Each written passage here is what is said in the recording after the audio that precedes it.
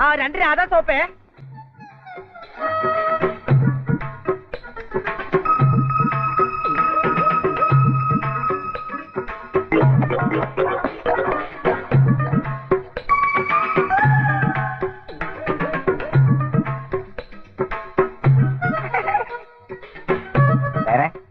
ഇന്ന് ഇത്രയും മതി, ധാരാളായി.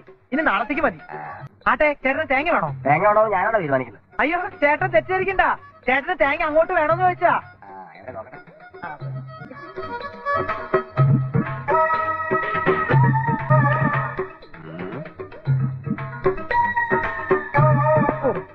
നനവില്ലാതാരും വെള്ളം കുറവാ.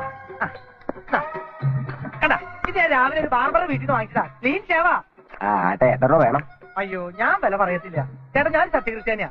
ചേട്ടന്റെ സാധനം ചേട്ടൻ തരുന്ന വില 5 രൂപയോ ചേട്ടാ?